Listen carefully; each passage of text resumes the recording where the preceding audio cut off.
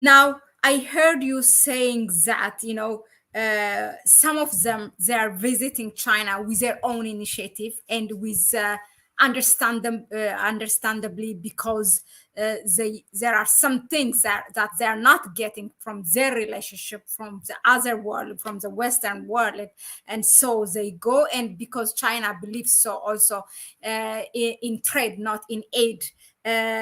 But why should it, for some other who we say that, or who you say that they get invited, why do we think as a reason that China is inviting this country? Of course, you just touched now at last some of the reasons. You're muted. Yes, so to add on what I've already said, we have a couple of reasons. China is still industrializing, even though some people are saying that China has been its a level of growth has been slowing down. Its economy has been slowing down, but China still has interest in the resources from Africa, like we've mentioned. One part of one of it is the electric car industry that is going on. But even on that side of electrifying the automobile industry, there's coltan, there's tantalum. All these mineral resources are still important when it comes to electronics. And there's oil also. This is a very important resource. You look at countries like Gabon, Nigeria, Angola. China is importing a lot of oil from these countries. Actually, is importing around 1% of its oil from Gabon, countries like Gabon, where President Ali Bongo comes from.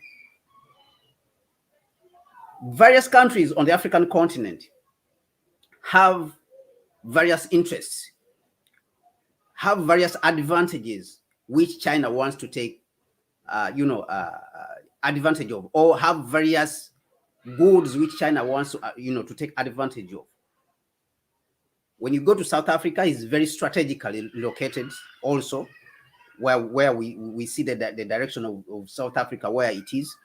And then it is also one of the largest economies on the African continent. And it is trying in this regard also to stand against the West. South Africa, countries like South Africa, they are in BRICS. They are together with China in BRICS. So this is a very important reason for China to be in Africa. Like this year, they are terming it. That is why even they brought the BRICS to South Africa, which is happening in August. And of course, they are resisting it. The West is trying to disorganize it, to push it and spread lies about it, as if it is not going to happen in South Africa. So they are terming this BRICS summit that is happening in South Africa, they are calling it BRICS and Africa. You see? So that means China places a lot of importance on the African continent. And you have mentioned also that the Chinese foreign minister, when he was appointed, the first place, actually almost all of the foreign ministers in China, when they are appointed, immediately the first place they visit is Africa. And for that matter, the foreign minister of China, the first place he visited was Ethiopia. Why? It's because in Ethiopia, that's where the headquarters of the African Union is. This is the administrative capital of the African continent.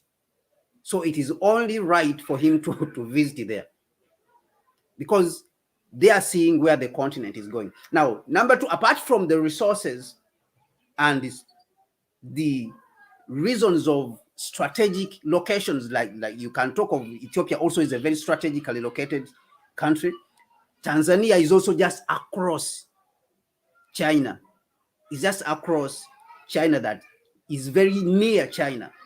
So these countries are strategic for China. Apart from resources and strategic reasons of these countries, we have the issue of the United Nations. I've mentioned that Gabon right now is sitting on the United Nations Human Rights Council. So China is also sitting on it currently on the United Nations Human Rights Council. And we have the West, which has been accusing China of violation of human rights of the Uyghur people in Xinjiang. So China is also looking for those partnership, those diplomatic partnership and solidarity at the United Nations in voting. Remember, Africa has 55 states. So those are 55 votes.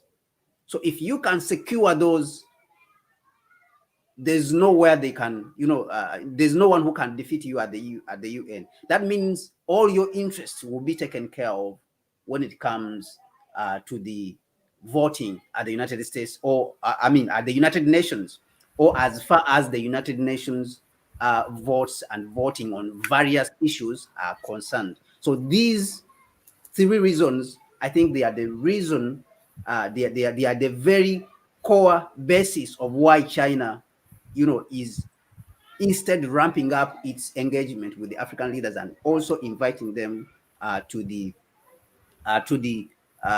Beijing, to the Chinese capital. But on top of that, also, I think there's another issue which we would mention, that China, of course, historically has been with Africa when it comes to colonialism, solidarity against the West. Right now, we see China has come under a lot of attack. So China also, for purposes of solidarity, coming together so that we can work together and strengthen ourselves against the colonialists who are, or their interest is only to colonize and brutalize and exploit. So China is trying sort of to create also that link so that we can have that solidarity. You have seen, of course, you have seen other countries visiting, like, Brazil, all these is trying to create that solidarity so that we can be able to stand against imperialism and fight against it and its exploitation.